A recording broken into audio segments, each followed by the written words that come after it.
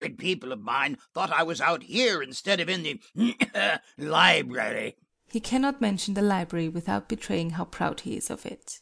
I saw you through the window. I was wondering why you didn't come in. Saranov is with me. You remember him, don't you? Sergius, saluting humorously, and then offering his hand with great charm of manner. Welcome, our friend the enemy. No longer the enemy, happily. Rather anxiously. I hope you've come as a friend and not on business. Oh, quite as a friend, Paul. I was just asking Captain Blunchley to stay to lunch, but he declares he must go at once. Sergius, sardonically. Impossible, Blunchley. We want you here badly. We have to send on 3 cavalry regiments to Philippopolis, and we don't in the least know how to do it.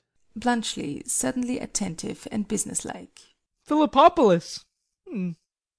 The forage is the trouble, eh? Petkov eagerly. Yes, that's it. To Sergius. He sees the whole thing at once.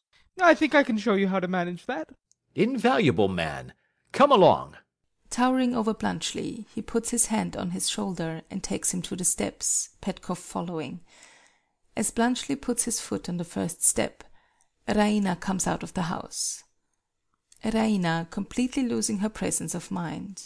Oh, the chocolate cream soldier! Blunchley stands rigid. Sergius, amazed, looks at Raina, then at Petkov, who looks back at him and then at his wife. Catherine, with commanding presence of mind. My dear Raina, don't you see that we have a guest here? Captain Blunchley, one of our new Servian friends. Raina bows. Blunchley bows. Oh, how silly of me! She comes down into the centre of the group, between Blunchley and Petkov. I made a beautiful ornament this morning for the ice pudding, and that stupid Nicola has just put down a pile of plates on it and spoiled it. To Blunchley, winningly. I hope you didn't think that you were the chocolate cream soldier, Captain Blunchley. Ha ha! I assure you, I did. Stealing a whimsical glance at her. Your explanation was a relief. Petkov suspiciously, to Raina. And since when, pray, have you taken to cooking? Oh, whilst you were away. It is her latest fancy. Petkov testily. And has Nicola taken to drinking? He used to be careful enough. First he shows Captain Blunchley out here, when he knew quite well I was in the library. And then he goes downstairs and breaks Raina's chocolate soldier. He must... At this moment, Nicola appears at the top of the steps right, with a carpet bag. He descends, places it respectfully before Blunchley, and waits for further orders. General amazement. Nicolas, unconscious of the effect he is producing, looks perfectly satisfied with himself. When Petkov recovers his power of speech, he breaks out at him with, "Are you mad, Nicola?" Nicolas, taken aback. Sir? What have you brought that for? My lady's orders, sir. Luca told me that... Catherine, interrupting him. My orders? Why should I order you to bring Captain Blunchley's luggage out here? What are you thinking of, Nicola? Nicolas, after a moment's bewilderment, picking up the bag as he addresses Blunchley with the very perfection of servile discretion. I beg your pardon, sir, I am sure. To Catherine. My fault, madam. I hope you'll overlook it. He bows and is going to the steps with the bag, when Petkov addresses him angrily. You'd better go and slam that bag too down on Miss Raina's ice pudding. This is too much for Nicolas.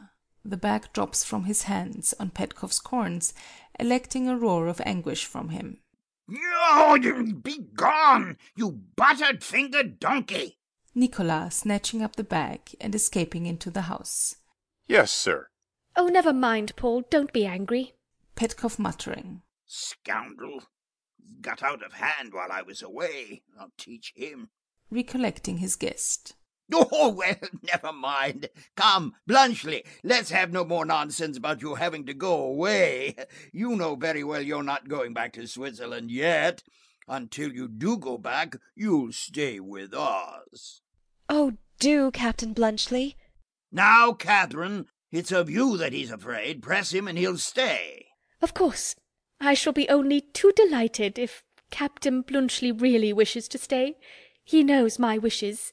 Bluntschli, in his driest military manner. I am at Madame's orders. That settles it. Of course. You see, you must stay. Bluntschli smiling. Well, if I must, I must. Gesture of despair from Catherine. End of Act 2.